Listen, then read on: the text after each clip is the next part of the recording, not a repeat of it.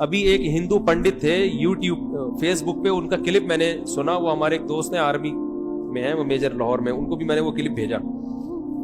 उसमें किसी ने हिंदू पंडित से सवाल किया था कि हम तो भगवान के सामने सुबह 4 रोटियां रख के जाते हैं, शाम को वो 4 की 4 ही रोती हैं, तो भगवान साहब खाते पीते तो है नहीं, तो ये क्या हो रहा है?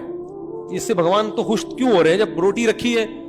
तो मोहतरम ने जवाब ये दिया कि मैं इस वक्त इसका जवाब दूंगा सिर्फ उन लोगों को जो साइंस और टेक्नोलॉजी के स्टूडेंट्स हैं।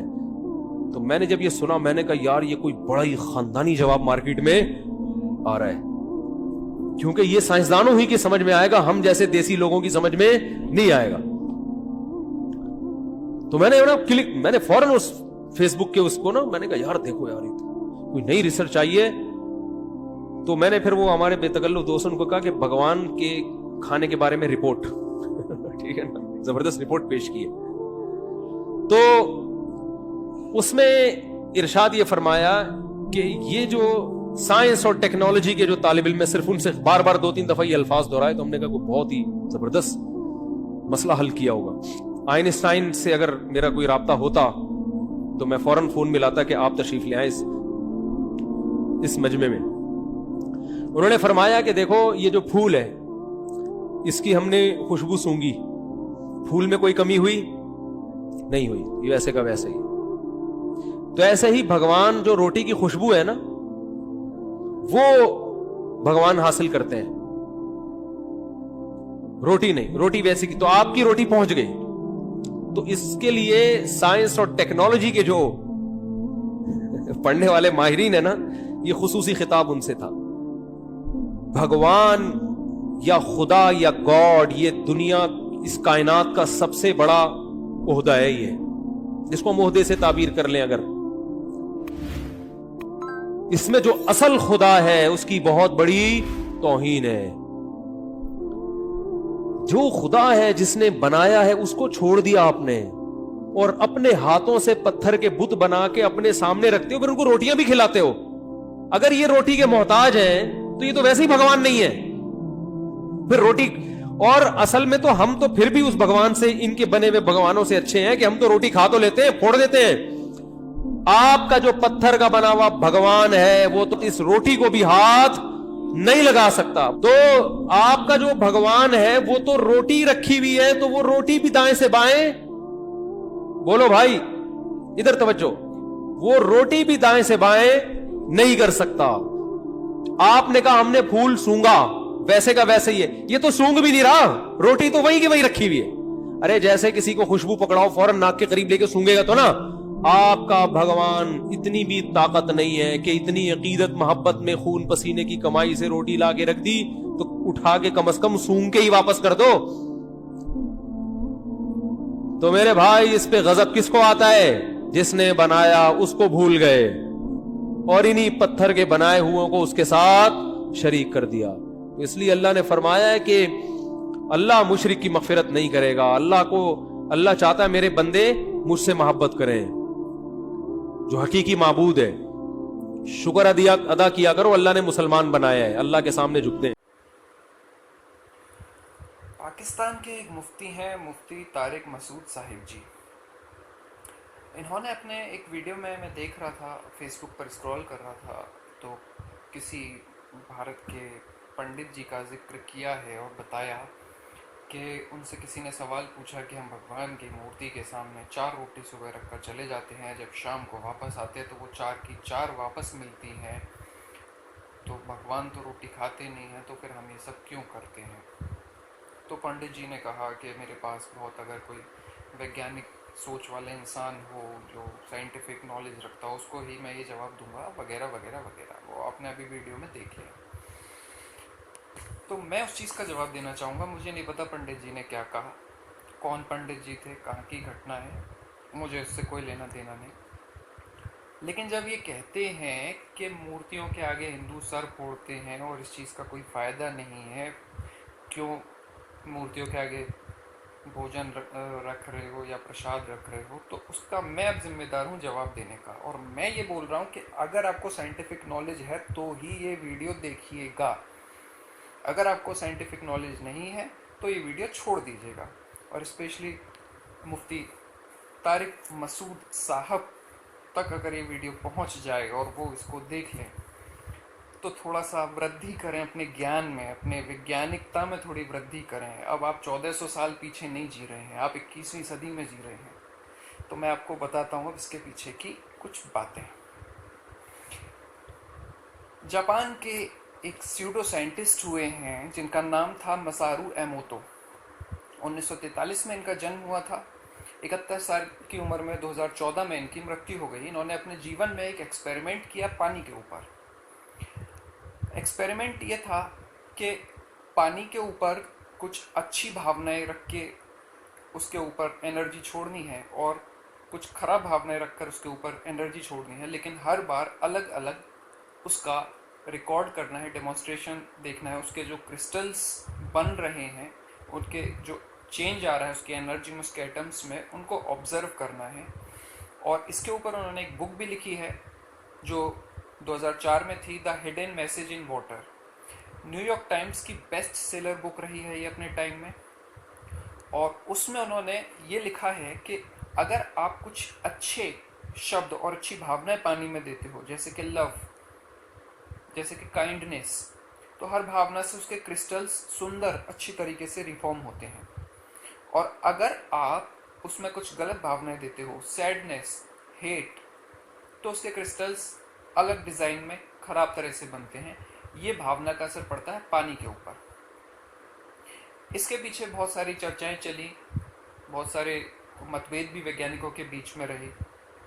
ये चीज़ कुछ लोग मानते हैं, कुछ वैज्ञानिकों ने अस्वीकार भी कर दी। आगे बढ़ता हूँ। मान लिया कि चलो ये बात 100% ठीक नहीं है, तो इसके बाद और वैज्ञानिक बात बता रहा हूँ, अगर आपको समझ में आ जाए तो। एक डबल स्लिट एक्सपेरिमेंट किया गया था जो कि प्रकाश के और इलेक्ट्रॉन्स के ऊपर किया गया। सबसे पहले थॉमस यंग ने 1927 में इसके ऊपर एक्सपेरिमेंट किया था। उससे पहले 1801 में भी एक बार एक्सपेरिमेंट हो चुका था। लेटेस्ट जो 2012 में एक एक्सपेरिमेंट किया गया वो इलेक्ट्रॉन्स के ऊपर किया गया, यूनिवर्सिटी ऑफ नेब्रास्का लंदन में। वहाँ पर जो ऑब्जर्वेशन किया गया, वहाँ पर क्वांटम फिजिक्स के तहत इन चीज़ों का अध्ययन किया जाना था। तो ये लोग सबसे पहले तो प्रकाश का नेचर जानना चाह रहे थे कि प्रकाश तरंग गति करता है या कण की तरह गति करता है, उसमें तरंग के गुण है या कण के गुण है। अगर थोड़ा बहुत विज्ञान आप जानते हो तो आपको ये बात समझ आ जाएगी, नहीं तो वीडियो बंद कर दीजिएगा। जब एक्सपेरिमेंट किया गया तो एक्सपेरिमेंट्स के बाद में ये चीज़ सामने आई कि प्रकाश तरंग गति भी करता है, कण गति भी करता है। फिर 2012 में जब इलेक्ट्रॉन्स पर एक्सपेरिमेंट किया गया तब ये अपेक्षा की गई कि जो इलेक्ट्रॉन्स हैं वो कणों की तरह गति करेंगे, लेकिन उन्होंने तरंग की तरह भी गति की और कणों की तरह भी गति की। लेकिन यहाँ पर एक सस्पेंस है, वो ये है कि डबल स्लिट एक्सपेरिमेंट के दौरान जब कैमरा लगाया जा रहा था, बिना कैमरे के तो तरंग गति हो रही थी, लेकिन जब कैमरा लगाया जा रहा था तो वो कणों की तरह गति कर रहे थे। इसका ये नतीजा वैज्ञानिकों ने निकाला कि हमारे ऑब्जर्वेशन से रियलिटी में चेंज आता है। मैं कोई हवाई बातें नहीं कर रहा हूँ, मैं कोई बनी बनाई बातें नहीं कर रहा हूँ, मैं वो बातें कर रहा हूँ जो हुई हैं और जिनका अस्तित्व है। आप चाहें तो YouTube पर बहुत सारे वीडियोस पड़े हुए हैं, आप उनको चेक कर सकते हैं, आप थोड़ी बहुत नॉलेज गेन कर सकते हैं। इसके अलावा चाइना में, जापान में और बाकी और भी देशों में, ब्रिटेन वगैरह में, US वगैरह में टच थेरेपी चलती है, जिसको ची थेरेपी के नाम से चाइना में और जापान में जाना जाता है। रेकी थेरेपी, प्राणिक शक्ति। वहाँ उन लोगों का विश्वास है कि हम टच थेरेपी के द्वारा लोगों को कुछ हद तक ठीक कर सकते हैं, उनके दर्द को, दुख को कम कर सकते हैं।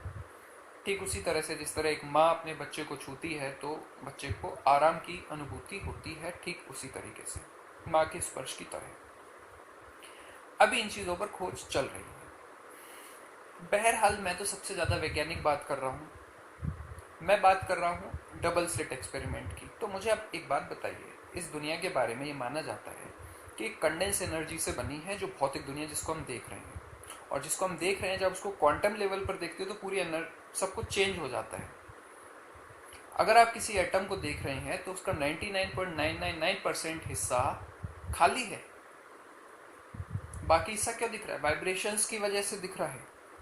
इसका मतलब आपके सामने जो चीज़ रखी हुई है वो 99.999% खाली है, लेकिन फिर भी आप उसको देख रहे हो, आप उसको पकड़ पा रहे हो, क्योंकि उसमें जो गैप भरा हुआ है वो उन एटम्स के वाइब्रेशंस की वजह से भरा हुआ है। मैं बेसिकली पूरी साइंटिफिक बात कर रहा हूँ, सब साइंस की बात कर रहा हूँ, कोई अध्यात्म नहीं है इसमें अभी तक।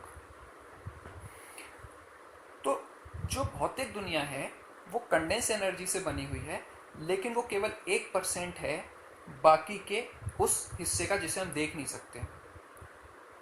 समझ रहे हैं? हम केवल 20 हर्ट्ज से 20,000 हर्ट्ज तक की ध्वनि सुन सकते हैं, उसके आगे और पीछे की नहीं सुन सकते। तो क्या उसके आगे और पीछे की दुनिया एग्जिस्ट नहीं करती? क्या हमारा जो विज़न है, देखने का जो क्षमता है, उसके अलावा जो इंफ्रारेड वगैरह रेज होती हैं, क्या वो एग्जिस्ट नहीं करती अगर हम उनको देख नहीं सकते? तो सब एनर्जी की फॉर्म है जो कंडेंस हो गई, उसको हम भौतिक रूप से अपने सेंसेस से देख रहे हैं, आंखों से देख रहे हैं। और बाकी बहुत बड़ा हिस्सा ऐसा है एनर्जी का जिसको हम सेंस नहीं कर सकते अपने सेंसेस से। तो अगर आपको कुछ भी जानकारी है ईश्वर के बारे में या अल्लाह के बारे में, तो मेरा आपसे सवाल है, मैं आपसे ये कहता हूँ, आपको अल्लाह का ए भी नहीं आता, कुछ नहीं जानते आप जिसके बारे में आप दिन रात बात करते हैं। और अगर जानते हैं तो फिर मेरे सवाल का जवाब दीजिए मुझे। अब आप ये बताइए कि अगर अल्लाह भौतिक स्वरूप है, भौतिक चीज़ों का है, तो कैसा दिखता है और हमें क्यों नहीं दिखता? अगर वो भौतिक है, भौतिक स्वरूप की जैसी चीज़ें हैं, जैसे टेबल है, चेयर है, पंखा है, फ़ोन है, अगर हमारा शरीर है, पेड़ है, अगर भौतिक स्वरूप में बना हुआ है तो वो हमें क्यों नहीं दिखता? और अगर वो भौतिक स्वरूप का नहीं बना हुआ है तो निश्चित तौर पर ऊर्जा स्वरूप में होगा। आप ऊर्जा स्वरूप की चीज़ों को भौतिक चीज़ में नहीं जोड़ सकते, लेकिन आप एक ट्रांसमीटर का काम कर सकते हैं। जैसे फ़ोन सिग्नल्स पकड़ता है, रिसीवर होता है इसके अंदर, तो आप एनर्जी स्वरूप से कनेक्ट कर रहे हो भौतिक स्वरूप को।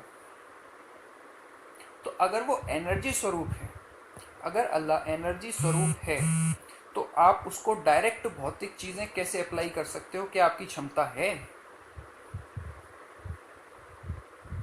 और अगर भौतिक चीज़ों में हमारे इंटेंशन से, हमारे परसेप्शन से, जो कि हमारे मसारू एमोतो जी ने कहा था कि हमारी जो चेतना है उसके द्वारा उन चीज़ों में, भावनाओं के द्वारा परिवर्तन किया जा सकता है। डबल स्लिट एक्सपेरिमेंट भी ये बात कह रहा है कि ऑब्जर्वेशन से उनकी जो भौतिक चीज़ें हैं उनमें भी चेंज किया जा सकता है।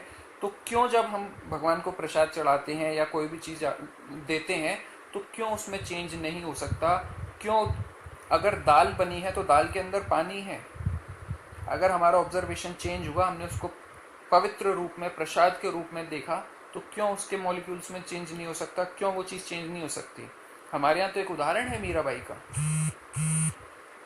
राणा ने, जो राणा सांगा थे, उन्होंने जहर भेजा था मीराबाई को, तो मीराबाई ने उसका प्रसाद चढ़ा के पी लिया था, उनको कुछ नहीं हुआ था। आज भी साइंस इस पर एक्सपेरिमेंट कर रहा है कई चीज़ों में।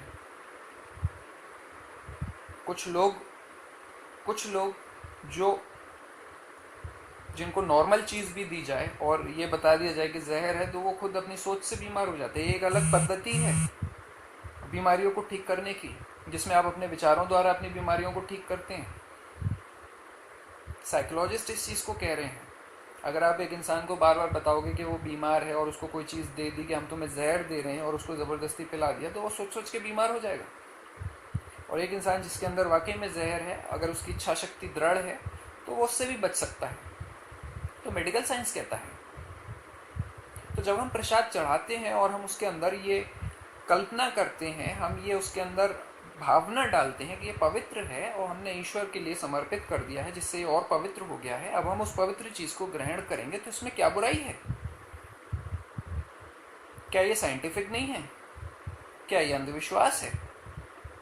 और अगर है तो फिर बताइए कि फिर ये जो एक्सपेरिमेंट्स हुए साइंटिस्ट कह रहे हैं, कह दीजिए गलत है। और इसके बाद मैं करता हूँ आध्यात्मिक भावना की बात करता हूँ। चलो भावनाओं पे आते हैं। गलती से हमने एक बिल्ली पालनी थी, उनकी माँ छोड़ के चली गई थी, बच्चे बचे हुए थे, उनको बच्चों की हमने जान बचाई, उनको खाना पानी दिया, वो बेचारे बच गए। बाद में वो बाहर घूमने लगे, शिकार विकार करने लगे। वो कभी कभी चूहे मार के ले आते थे हमारे लिए ऑफरिंग के तौर पर। हम लोग शाकाहारी लोग, शुद्ध शाकाहारी लोग हैं, हम भगा देते थे उनको।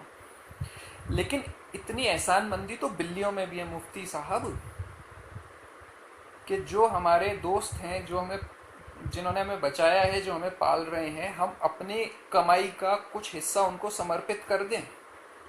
वो लें या ना लें उससे मतलब नहीं, मतलब तो भावना से आप कम से कम इतनी एहसानमंदी तो रख सकते हैं उस ईश्वर के लिए, उस अल्लाह के लिए।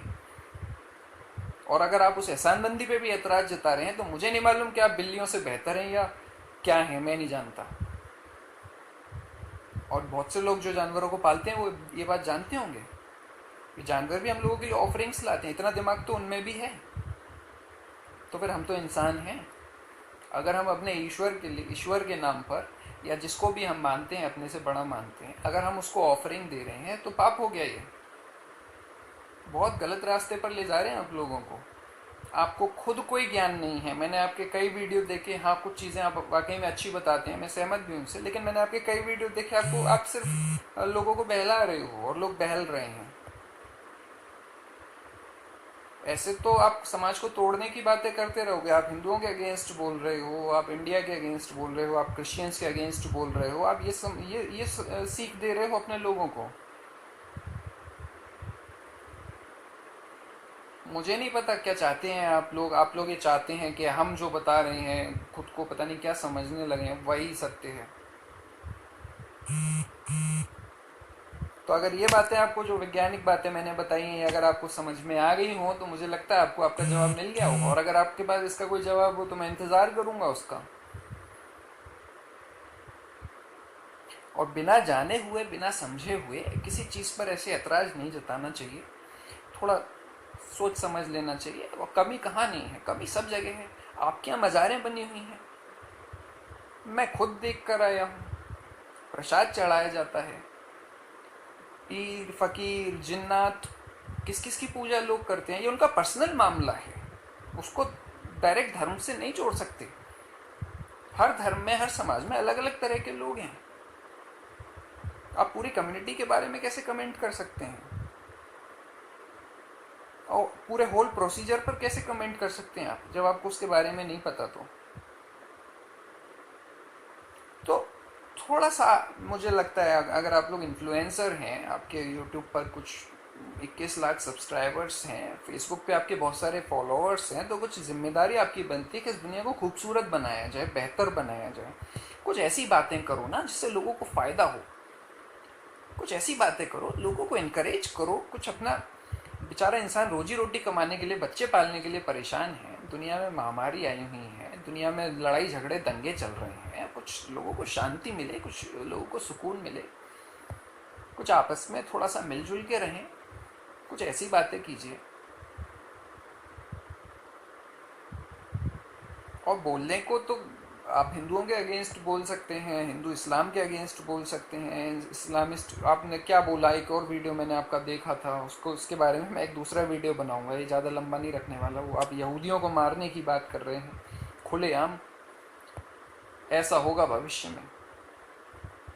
ये मारकाट धर्म ने सिखा दिया आपको, और आप लोगों को सिखा रहे हैं। तो बहरहाल मैं इस वीडियो में इतना ही रखूँगा। जो कोई भी आप लोग वीडियोस देख रहे हैं, इसको थोड़ा शेयर कीजिए, और अगर पॉसिबल हो तो ऐसे जो भी लोग हैं जिनके पास ये सवाल हैं या जो ऐसे क्वेश्चन कर रहे हैं, उनके पास भी भेजिए। देवांशु पाठक नाम है मेरा, और यूट्यूब चैनल है मेरा सीक्रेट स्पिरिचुअलिटी नाम से। उस पर मैं कुछ और भी वीडियोस इन चीज़ों पर अब डालने वाला हूँ, क्योंकि वक्त आ गया है कि अब इनके बारे में थोड़ा कुछ बोलना चाहिए, चीज़ों के बारे में। मेरा किसी इंसान से कोई बैर नहीं है, मुझे मुफ्ती जी से भी कोई पर्सनल दुश्मनी नहीं है, मुझे किसी से भी नहीं है। बस मैं ये चाहता हूँ लोगों तक सही बात पहुँचे, जो गलत बात है उनका खंडन करना पड़ेगा, अब करना पड़ेगा, समय आ गया है। तो बस मैं इसी से रिलेटेड कुछ वीडियोस बनाऊंगा जहाँ मुझे गलत लगेगा, चाहे वो कोई भी हो। मैं किसी पाकिस्तानी, हिंदुस्तानी और हिंदू, मुसलमान, क्रिश्चियन, मुझे किसी से मतलब नहीं है। जो गलत बोलेगा मैं उसका खंडन करूँगा और सही बात के साथ करूँगा। जो मुझे पता नहीं उस पर मैं कुछ बोलूँगा नहीं, जो पता है बस वही बोलूँगा। तो हो सके तो इस वीडियो को शेयर कीजिए, और वीडियो आपको कैसा लगा मुझे बताइएगा। Thank you so much. God bless all of you. Take care.